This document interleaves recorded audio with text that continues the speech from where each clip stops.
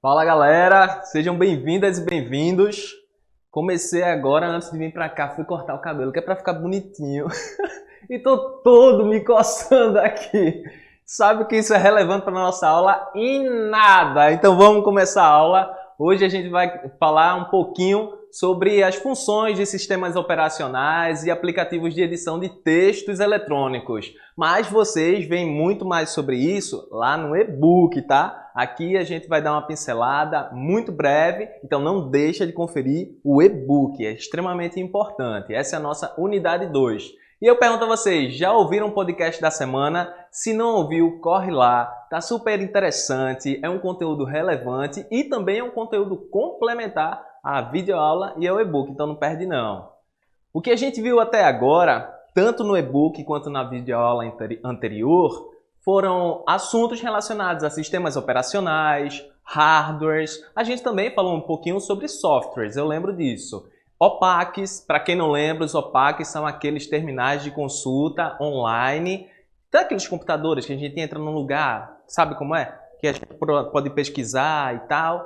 Hoje a gente também pode fazer isso de casa, né? Ainda bem que a tecnologia permite isso, principalmente a internet, que a gente possa fazer essas consultas e até criar as nossas próprias bibliotecas de música, de textos, de artigos, livros e muito mais. Mas os OPACs, a gente falou isso um pouquinho na unidade 1. A gente falou também sobre as tecnologias digitais de informação e comunicação, as carinhosas chamadas de TICs, que são hoje grandes movimentos que a gente tem na nossa sociedade para que a gente possa se comunicar, se relacionar, matar a saudade daquele parente distante, aquele amor que está lá do outro lado do Brasil ou do outro lado do mundo. E isso tem impactado grandiosamente a nossa sociedade num todo. Isso se relaciona a aspectos humanos, né? Aspectos afetivos, aspectos técnicos também, que a gente precisa, enquanto profissionais da biblioteconomia, técnicos e técnicas, a gente precisa estar muito atento a isso. Que essas tecnologias que decorrentes da informática nos permitem, além de resolver problemas, aproximar pessoas que estão distantes. E a gente viu muito isso na pandemia, né? Na pandemia deu um senso de saudade, teve gente que eu nunca mais tinha visto, assim, meu Deus, que saudade dessa pessoa. A gente aproveitando ali para estreitar as relações, né? E o mundo da informática integrando a humanidade à cultura digital, tá? Mas e aí, professor, o que isso tem a ver com o universo da biblioteconomia e voltado à biblioteconomia, o que isso nos interessa? Nos interessa que nós, enquanto técnicos e técnicas, temos que ter conhecimento dessas operações que são encaradas pela gente como ferramentas para o nosso trabalho, né? Para que a gente possa atender o público e a gente desenvolva também os nossos trabalhos internos na organização. Daí é muito importante, e a gente falou isso na unidade anterior, que a gente possa desenvolver um bom planejamento. Se a gente não conhece qual é o público que vem até a nossa unidade de informação, a nossa biblioteca, arquivo, escritório, museu, ou qualquer lugar que você esteja trabalhando ou vai trabalhar, em nome de Jesus você vai trabalhar e vai ganhar um bom salário. Se a gente não conhece esse público, a gente não sabe exatamente o que oferecer. A gente não sabe como desenvolver uma coleção de documentos, livros, artigos e outras mídias, e a gente também não sabe como oferecer equipamentos eletrônicos como computadores, e-readers, ou tablets e outros equipamentos. Por isso que é muito importante que você, enquanto técnica e técnico, junto ao bibliotecário, à bibliotecária-chefe, desenvolva estudos para que conheça bem o seu público e direcione equipamentos e ferramentas assertivas para que esse público possa ter acesso e possa utilizar. Além disso, tem os aspectos humanos, né? Aspectos comportamentais, que são os desejos e necessidades que estão estruturadas em questões sociais e questões culturais. Um exemplo que eu lembro é que da minha vivência, né? É que uma vez eu fui visitar a biblioteca do centro de... como é que fala? O CTG da UFPE, Centro de Tecnologia e Geociência.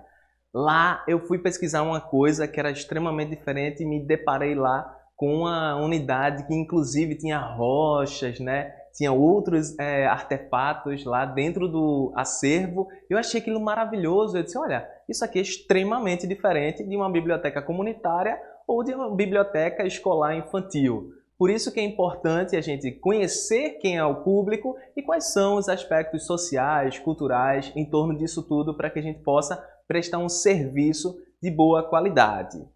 E daí, voltando para as questões de desenvolvimento de textos eletrônicos e essas habilidades que a gente precisa desenvolver, que você observa isso mais detalhadamente no e-book, por isso que é importante que se complementam. Por qual razão é importante desenvolver habilidades de edição de textos eletrônicos e também de imagens e vídeos? Pelo amor de Deus, essa é uma pergunta que nem precisa nem responder, né? A gente está no mundo do TikTok, o mundo do Instagram, o mundo que era do Facebook, que muita gente ainda usa. Então, a gente como técnico e técnica em biblioteconomia, eventualmente a gente vai precisar desenvolver alguns textos, seja para apresentar o acervo, seja para outra finalidade de promover a biblioteca, seja para promover uma exposição que tem dentro da unidade. É interessante que a gente saiba o mínimo de pegar o celularzinho, gravar, bater foto, desenvolver texto. E hoje se fala muito, né, nessa questão de inteligência artificial. O chat GPT está impactando várias profissões. Meu Deus, minha profissão vai acabar? Não vamos conversar sobre isso. Isso fica talvez para uma live. A gente fala sobre isso. Mas por enquanto, a gente tem a certeza que essas tecnologias, elas nos auxiliam a desenvolver alguns textos e principalmente para a correção de vários textos. Então a gente pode utilizar essas tecnologias e aí está a importância em utilizá-la aplicando a nossa profissão. Minha língua enrolou. A internet, as redes sociais, o estreitamento da informática com a comunicação. É justamente isso que eu falei, não sei porque eu coloquei isso aí. E o uso das mídias multicanais, né? Antigamente a gente tinha mais uma comunicação em torno do telefone, em torno do e-mail, né? Aquela coisa mais formal. Mas hoje em dia a gente percebe que muitas bibliotecas, unidades de informação, arquivos têm perfil no Instagram, tem perfil no Facebook, tem perfil no TikTok. Um exemplo disso é a biblioteca da Unicap, Universidade Católica de Pernambuco. Se você procurar no Instagram, você vai encontrar uma página lá. Se mandar mensagem, eles vão responder. Quem são essas pessoas por trás? Bibliotecários, bibliotecárias e principalmente técnicos e técnicas que precisam desenvolver essas habilidades de comunicação, habilidades de edição de texto e imagens também para poder utilizar bem esses canais de comunicação. No e-book você vai verificar um detalhamento muito maior dos editores de textos. Mas aqui, falando para vocês quais são os mais conhecidos. E por que eu estou falando isso? Porque talvez isso seja questão de prova, viu? Um bisu aqui para vocês. Os mais conhecidos editores de texto para computadores são o Microsoft Word, o Pages e o WordPress. E os sistemas operacionais mais comuns para computadores que vocês com certeza já utilizaram ou utilizarão dentro das unidades de informação são o Microsoft Windows, o Mac OS X, o Linux e o Android. Eu acho mais bonito falar Mac OS X porque parece mais com a gente, né?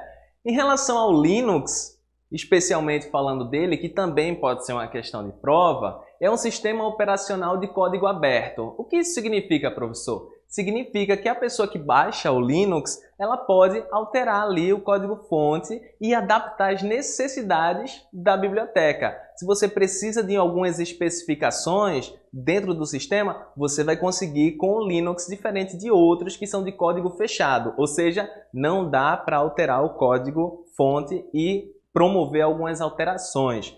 Mas eu preciso saber disso como bibliotecário, como bibliotecária, como técnico e como técnica?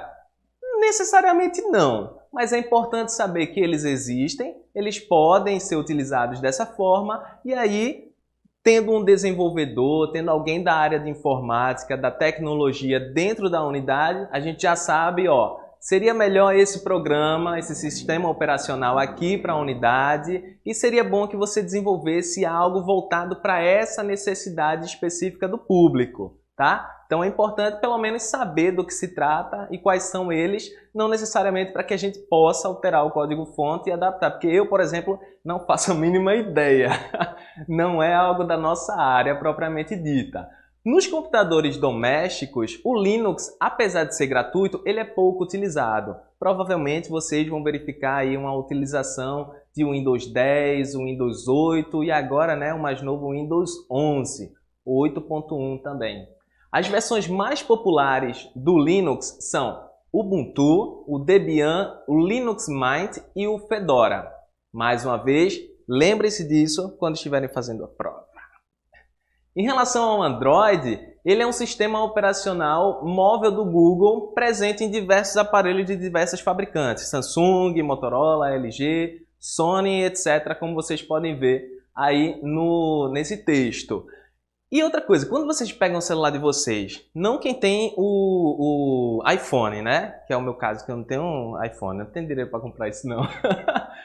A gente tem um sistema operacional Android, né? A gente vai lá naquela loja, no Play Store, vai baixar um jogo, vai baixar um aplicativo de edição de texto, vai baixar alguma coisa. É esse sistema operacional que a gente está falando, o sistema operacional Android, que o símbolo é até aquele robozinho verde assim, acho que vocês lembram.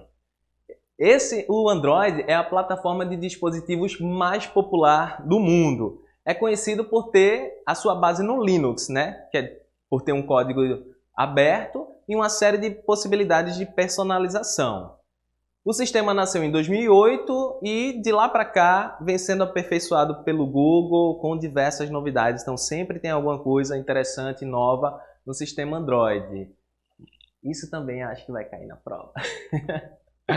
Ó, em relação aos softwares proprietários e softwares livres, que são interessantes que vocês vejam esse destrinchamento lá no e-book, mas só para explanar aqui e finalizar esse nosso micro encontro, a diferença essencial entre softwares proprietários e softwares livres é que softwares proprietários eles precisam de uma licença de uso. Então, o desenvolvedor, seja uma pessoa física, seja uma organização, ela precisa dar essa licença para você. E geralmente essa licença é comprada, mas nem sempre. É uma questão de autorização. E os softwares livres, que são softwares de código aberto, são os softwares que geralmente são gratuitos, mas também podem ser pagos, mas eles são de código aberto e aí pode haver aquela alteração no código-fonte para adaptar às necessidades da unidade, da empresa que você trabalha. Em relação aos softwares de gerenciamento de bibliotecas, um dos mais comuns, a gente já falou bastante nisso e a gente continua falando, é o BibLivre, que eu até incentivo vocês a baixarem. Faça o download se puder em casa, baixa ele, mexe nele, vê como é fácil e extremamente eficiente. Outro é o Quora, o OpenBiblio e o PHL. Especialmente o PHL, ele tem uma versão proprietária e tem uma versão livre, né? Então, a versão proprietária tem a possibilidade de, eventualmente, ter um problema no sistema, você solicita lá, acho que é Elise o nome dele, né? O dono do PHL, não me recordo não, mas acho que é. E ele faz essa manutenção para você. Essa é uma grande vantagem de ter um software proprietário, porque além da licença de uso, eventualmente tem ali um suporte técnico por trás dele, que é diferente dos softwares livres, que geralmente não tem esse suporte técnico. Como o nosso encontro é breve, então eu vou ficando por aqui. Vou bater aqui meu pescoço do cabelo que eu cortei, que tá coçando muito. E a gente se encontra na próxima aula. Um cheiro no coração de cada um e até mais. Tchau, tchau.